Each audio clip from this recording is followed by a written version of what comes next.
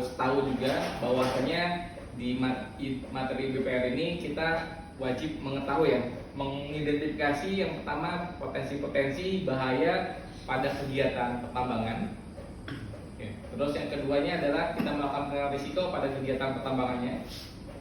Terus kita mengklasifikasikan nih bahaya dan risiko berdasarkan nilai risikonya, dan kita lakukan pengendalian risiko pada kegiatan pertambangan. Ini berdasarkan referensi dari Permen SDM nomor 43 tahun 2006. Nah, sekarang kita masuk. Mbak Nabila, bahaya itu apa sih Mbak Nabila? Suatu tindakan yang menyebabkan cedera. Oke, apa cuma tindakan pertanyaannya? Tindakan dan aku kalau ngajar lama loh ya.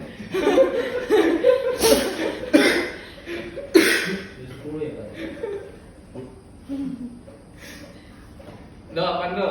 Tambahin do.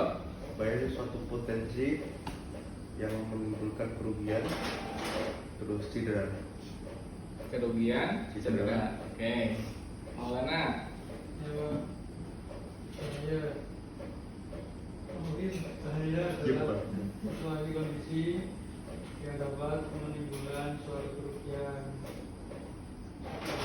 Ini kondisi, tadi tindakan, ini tadi potensi dan didit. Bahaya adalah suatu kondisi yang dapat menyebabkan cedera dan kerugian. Oke, kerugian. Nah, sekarang secara contohnya apa sih itu bahaya di sekitar kita lah? Apa bahaya? Coba cari bahaya di sekitar kita. listrik, Kabel. Instalasi kabel.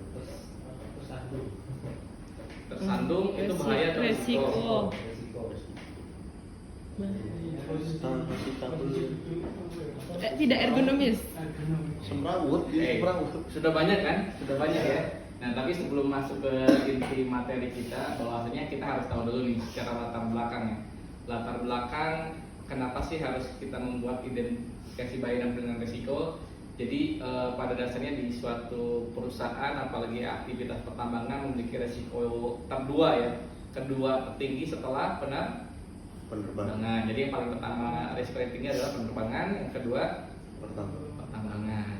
Nah, maka dari itu dengan banyaknya kecelakaan yang terjadi kan, bahwasanya pasti kenapa sih bisa terjadi itu, karena ya tidak dikenalinya bahaya secara benar, ya kan? Terus tidak dilakukannya pengendalian dengan tepat. Nah, terus apa sih bahaya? Tadi adalah tindakan, kondisi, potensi. Ya, sebenarnya semuanya benar, tapi harusnya digabungkan. Ya, jadi bahaya itu adalah sumber dia segala sesuatu.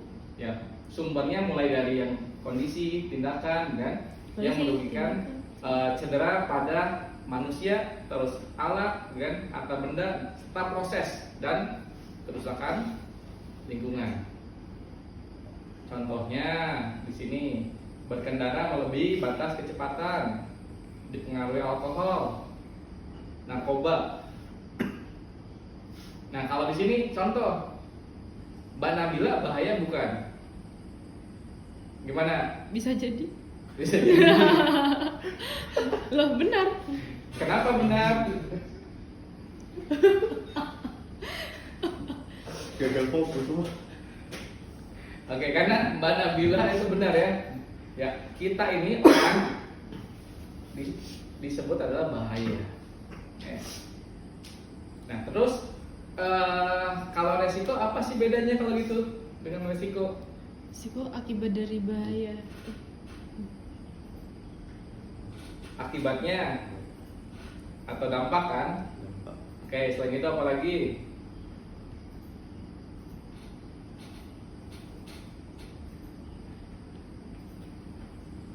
Mana?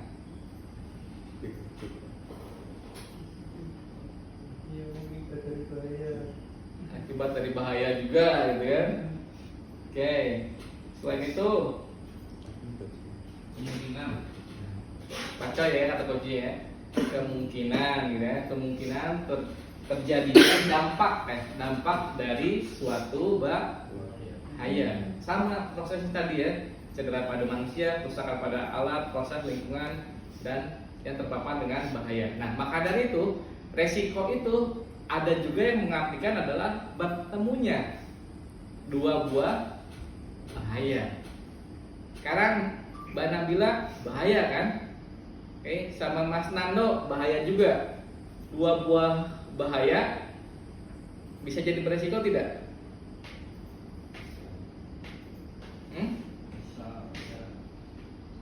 Bisa. Oke.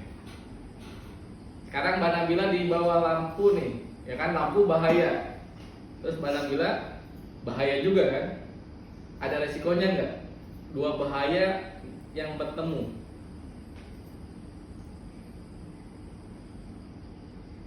Insiden. Belum sampai insiden. Ini masih resiko. Ini. Ini resikonya.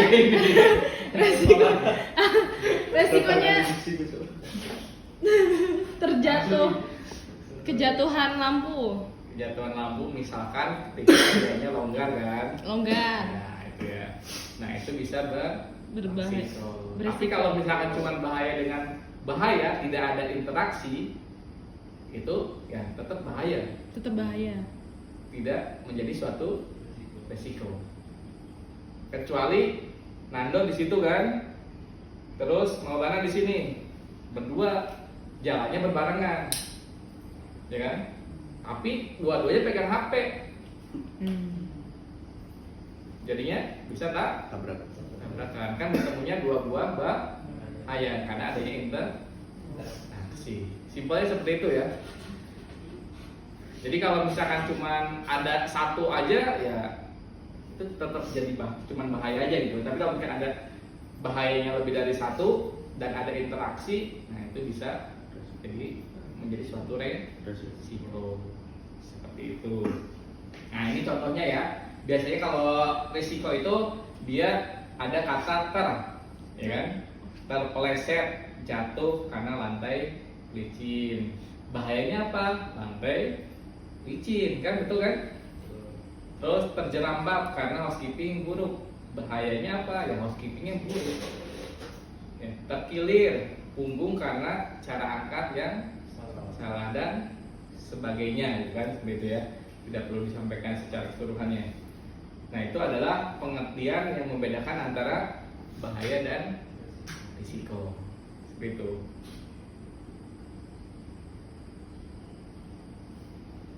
Oke, kita lanjut. Ini sebenarnya pengertian secara secara referensi mulai OSAS, terus ada standarnya AS gitu kan. Tapi kita nggak perlu tahu ini. Nah, mungkin kalau misalkan yang lebih terkenal biasanya pakai Freiberg Loss Control Management ya. Kurang lebih sama secara definisinya. Jadi sumber bahaya itu adalah sumber bahaya potensial dalam hal cedera manusia, kesehatan yang buruk, kerusakan properti, lingkungan, dan kombinasi dari aktivitas ini, gitu ya. Tapi tidak perlu diapakan, lebih simpelnya yang tadi aja ya. Jadi bahaya apa tadi Mbak Nabila? Sesuatu yang berpotensi dan menimbulkan bahaya. Cedera. Bukan cedera ya. Cedera. Kan. Apa aja? Suatu kondisi yang menimbulkan cedera. Tuh kan baru aja tadi kan.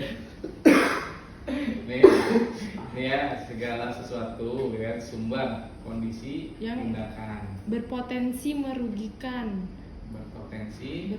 merugikan atau mencederakan ya, pada manusia, pada alat, benda kan, dan proses produksi dan kerusakan lingkungan. Kenapa harus dilihatin lagi? Karena pertama kalau kan kita mendengar akan nangkap, tapi ketika melihat dan mendengar akan lebih tangkap ya, seperti itu ya.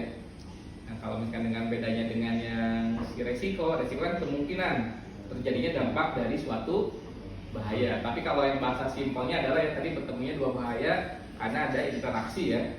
Nah yang dapat menyebabkan sama cedera juga pada tadi manusia, proses kerusakan lingkungan ya. Itu perbedaannya. Oke, kita lanjut. Nah, sekarang bahaya itu ada apa aja sih kita harus tahu nih? Ada berapa macam jenis bahaya?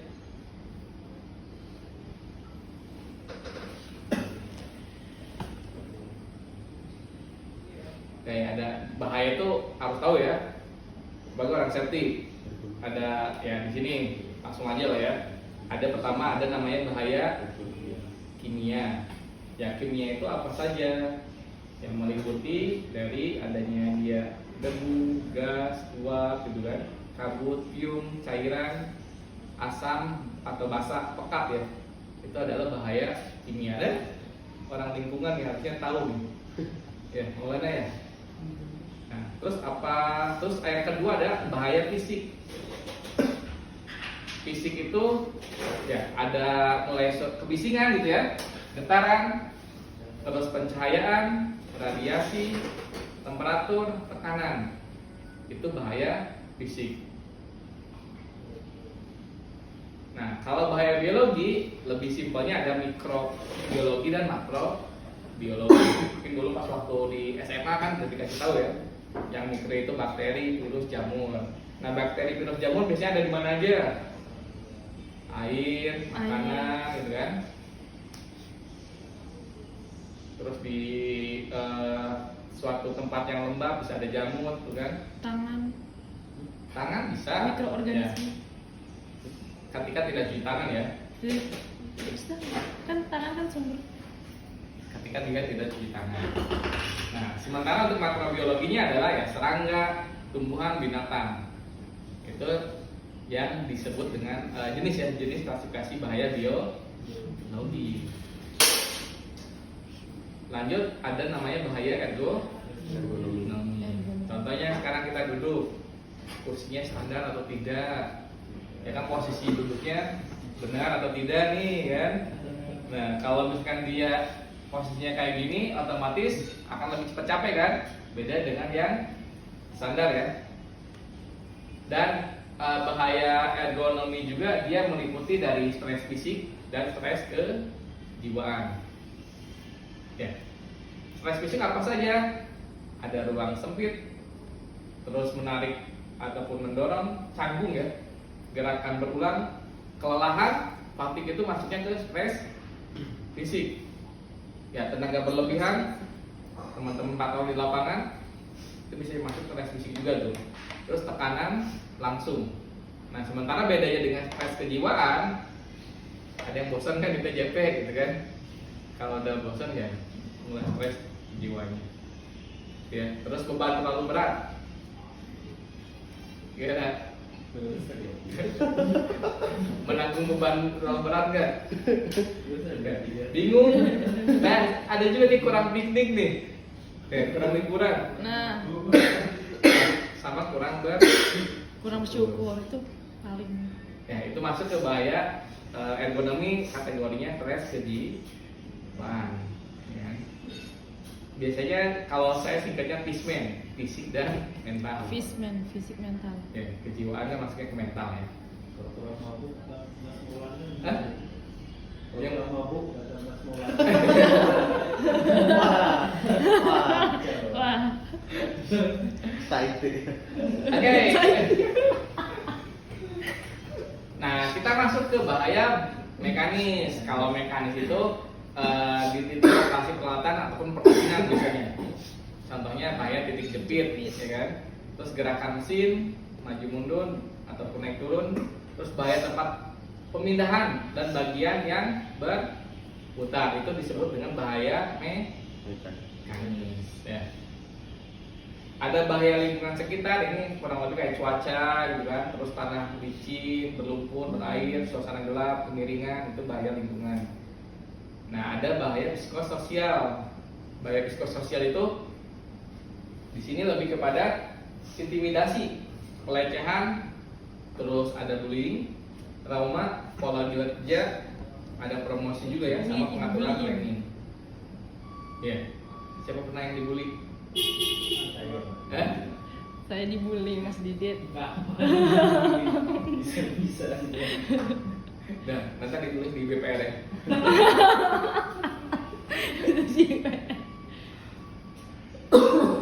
Lanjut ke bahaya tingkah laku.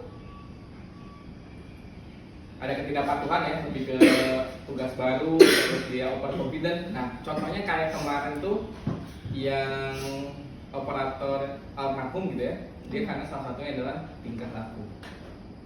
Karena dia overconfident, dia merasa ingin lebih cepat dari yang lainnya gitu kan. Bahkan LP-nya back aja didahului gitu, disalib gitu kan. Iya. Yang lain dia masih dapat ritasenya itu cuma 3 ritase sampai 4 aja dia udah 5. Ya kan? Dia memang secara overconfident gitu kan. Tapi yang kayak gitu nggak baik juga. Dan yang terakhir adalah bahaya ke listrikan. Nah, bahaya ke listrikan ini ya mulai dari ini ya, kabel, grounding, panel listrik, dan peralatan listrik. Nah, hal simpelnya adalah mungkin tadi yang saya sampaikan gitu ya, yang harus sama-sama kita pahami ketika mengidentifikasi bahaya.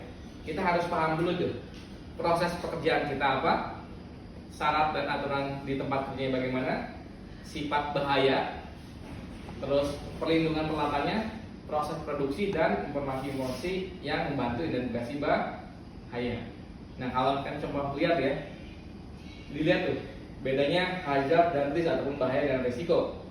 Di samping sebelah kiri ada orang, dia di samping pantai, dan ada hiu, kan? Kategorinya apa jadi? Bahaya. Bahaya. Kenapa nggak resiko? Karena belum interaksi. Ya, tidak ada interaksi ya, soalnya dia tidak Belum masuk ke berinteraksi. dalam lautnya kan.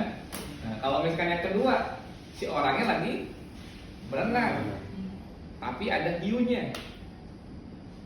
Ya, bahaya ketemu bahaya, ada interaksi. Jadinya Resiko resiko. Resikonya apa? dimakan. Itu dimakan. Meninggal. Hah? Meninggal. Itu dampaknya. Dampak. Ya, meninggal itu dampaknya. Oh. Risikonya adalah ya bisa, itu bisa ditambahin, ya kan? Orang dimakan hiu sampai dengan meninggal. Meninggal itu adalah dampak dari risikonya, gitu. Dan yang perlu diingat adalah sesuatu itu dianggap aman oleh seseorang gitu kan. Mungkin sebaliknya bagi orang lain melakukan penilaian risiko. Jadi kita harus meyakini nih bahwasanya situasi itu tidak aman. Itu adalah yang harus kita coba sama ingat. Nah, lanjut. Untuk yang cara praktis identifikasi bahaya ataupun suatu proses kerja, biasanya ada beberapa tahapan nih. Kita harus tentukan batasnya dulu apa, ya kan? Kita harus tahu untuk gunakan alat proses kegiatan aktivitas SA itu apa saja. Terus kita juga menentukan dan catat sumber energi ya, dan tipe bahaya proses kerjanya. Kita gunakan alat identifikasinya, catat bahaya yang diperkirakan, dan gunakan tabel identifikasi bahaya. Nah, contohnya seperti ini. Sambil bingung ya. Oh iya. Iya, Pak. Terima kasih, Pak. Makasih. Dibuka.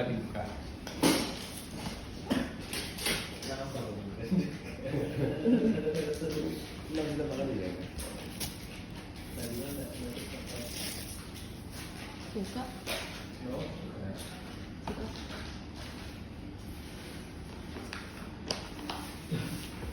Iya. Oke, kita sama-sama coba belajar bahaya di sini.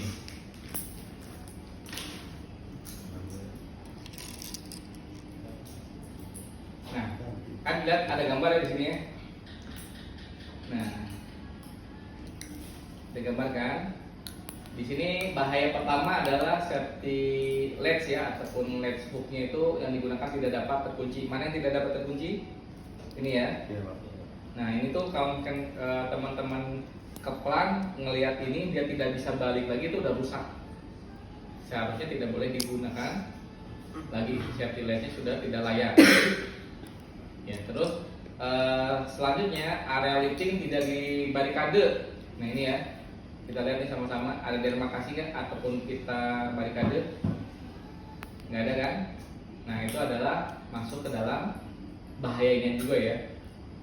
Dan dalam mengarahkan tank kerja tidak menggunakan tagline. Nah ketika melakukan pengangkatan, ini dia sebenarnya tidak boleh nih si pekerja ini ya langsung menyentuh bagian tangkinya, tapi dia harus menggunakan tali penyeimbang sisi antara sisi sebelah kiri dan sisi sebelah kanan, tergantung dari sumber titik pusatnya ya.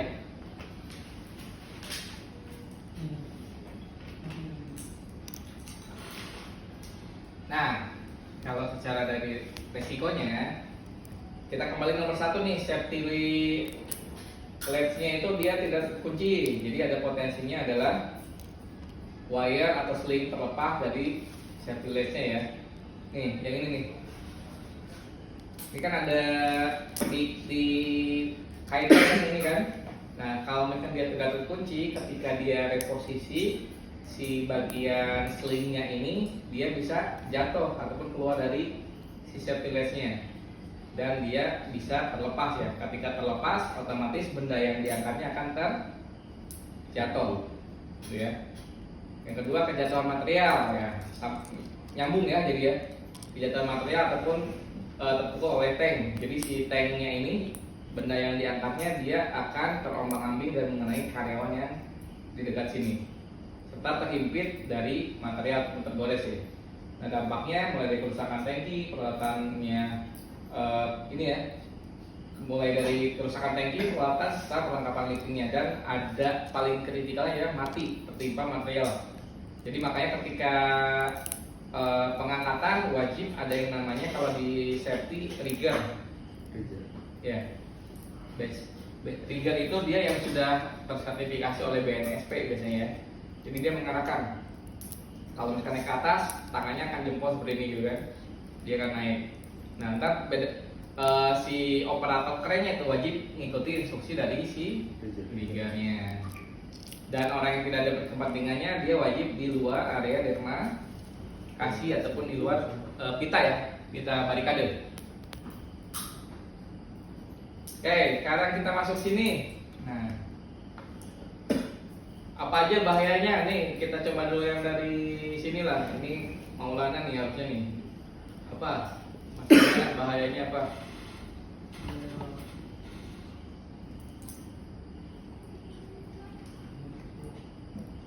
Perubahan oli. Ceceran. Iya, ceceran oli. Ceceran oli. Terus apa? Demarkasi. Itu sudah get. Demarkasi. Kerapian tadi. Berantakan. Apa? Housekeeping ya, betul berantakan. Oke, dari bahaya itu dua yang tadi bahaya tadi. Terus resikonya apa? Resikonya pencemaran tanah. Terus tersandung. Kayak tersandung ya. Ya. Kayak itu. Oke. Kita masuk ke yang sinilah. Ini Fernando lah. Dok, ini apa dok? Bahayanya apa? Resikonya apa? Listrik. Tabung gas. Tabung gas. Tabung gas di itu.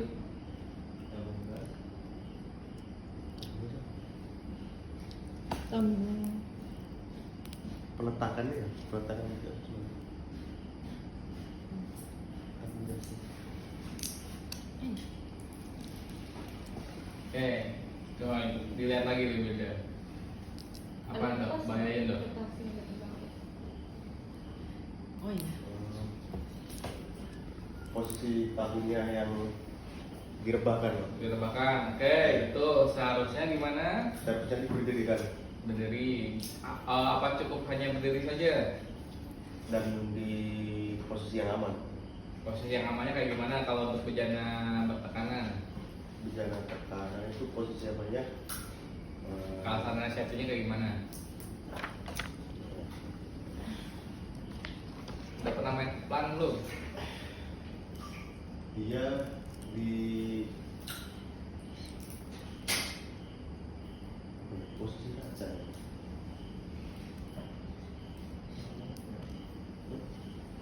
Udah bener bayi itu bener. Nah tapi harusnya kayak gimana gitu kan? Ya tahu juga. Harusnya ada troli. Iya. Ya, jadi dia diberdirikan, kan? Dia di dalam troli Dalam dan troli dan ada kuncinya. diikat. Itu seharusnya. Nah, kenapa ini jadi bahaya? Karena kalau misalkan diposisikan seperti ini, ya, terus dia Tadinya itu apa ya bahasanya? Kayak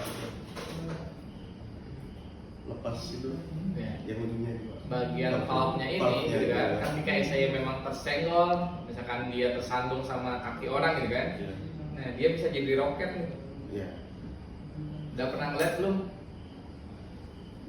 tabung oksigen ataupun asetilin dia jadi roket? Lihat di video itu. Pernah? Nah, itu adalah salah satunya karena memang penempatannya tidak standar ya. Nah, terus yang apa lagi selain ini? Selain tabung yang si oksigen ini? Baru satu tuh.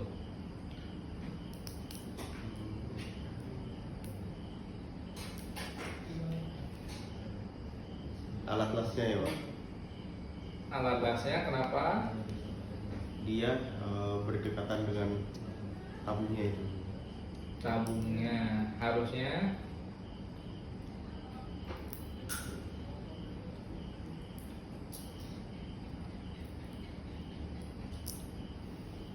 ada lagi nih, lihat nih dari sini nih ya, dari tabung gas ini. Oh ya, dia berdekatan dengan tabung gas yang itu Pak. Ini Ya, kan ada itu hostnya ada. kan, host dari lasnya ini. Nah dia posisinya dari posisi atas ke bawah, ya kan? Karena tadi salahnya adalah karena dia tidak pakai rolling kan. Rolling. Nah kalau kan kayak gini ada orang yang lewat, terus nyandung si kabel lasnya ini, Iya, resikonya apa? dia tersandung. Ya Meledak. orangnya tersandung gitu kan, habis tersandung apalagi kemungkinannya Meledak.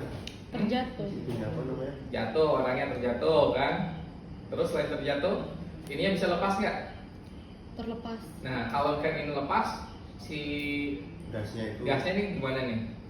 Oh, Ya bisa juga dia ya ada dua kemungkinan ya resikonya. dia meluap terus. Dia bisa jadi naik ke atas ya kan, atau enggak dia menguap terus di sini nih ada percikan Aliran. api gitu kan.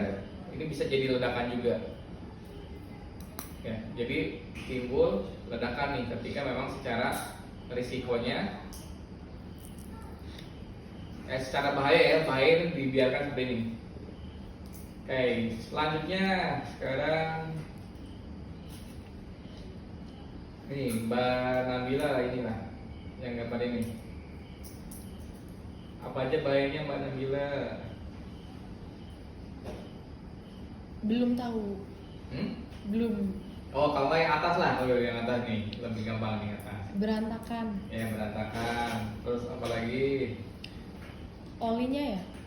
Jadi ini bahaya lingkungan kerja ya. Iya. Bahaya lingkungannya karena masuknya ke for housekeeping. Terus apa lagi? Oli yang tercecer. Oli ya? cecer. Bukan ya? Ini kayaknya fuel Kotor. kayaknya.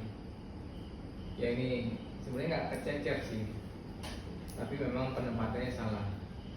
Terus selain itu apalagi selain housekeeping yang fuel ini?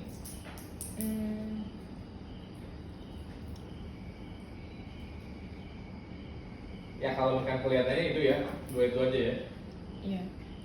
Sebenarnya ada lagi di belakangnya tapi nggak kelihatan jelas jadi takutnya ambigu. Di sini kalau nggak salah ada orang tapi posisinya dia nggak tahu. Nah ini kan ada si bagian kepalanya lagi diangkat ya. Nah di sini biasanya ada safety locknya ataupun penguncinya. Nah ketika memang dia tidak dikunci, orang yang lagi ngecek di sini si kepalanya bisa turun dan bisa mengakibatkan si orang yang mekanik yang ngeceknya itu ya jatuh dari kepala ini bisa sampai yang meninggal tuh. Housekeeping betul ya. Sekarang masuk ke ini Mas Didit, ini apa Mas Didit? Bahaya apa aja tadi?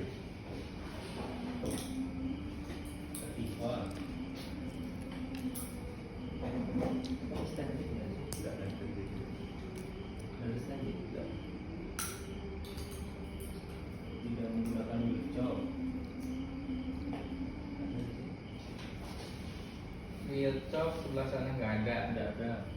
Tidak ada website itu masuknya ya, tidak ada. Terus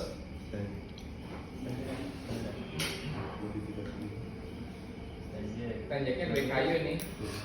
Ini ya, bayinya. Jadi bayi apa? Setelah itu bayi mekanis ya. Mekanis. Baru. Terus kalau ini nyalakan tuh seharusnya di misalnya belum ada progres ya Pak ya, Nah, itu dikasih set ini apa? di Terima kasih. terima kasih. Oke, belum ada terima kasih ya. Belum ada terima kasihnya.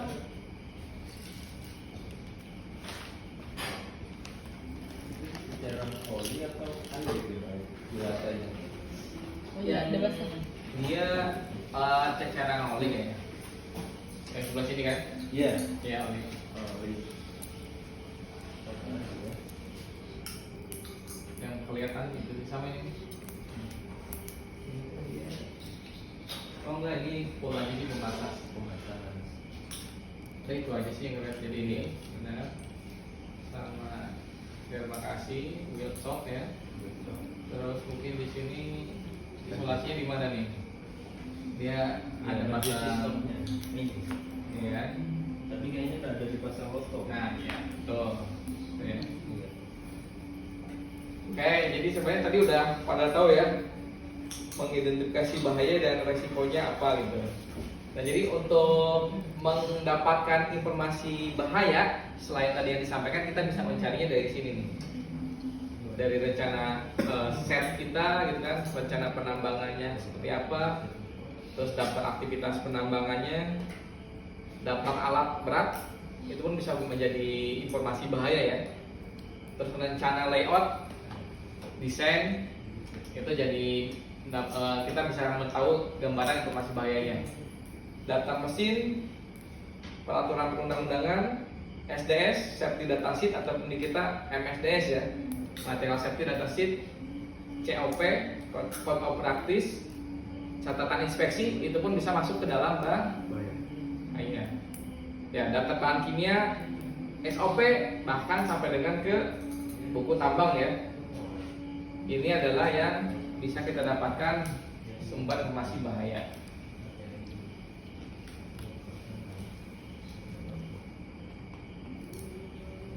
Nah, istirahat dulu. Ada lupa.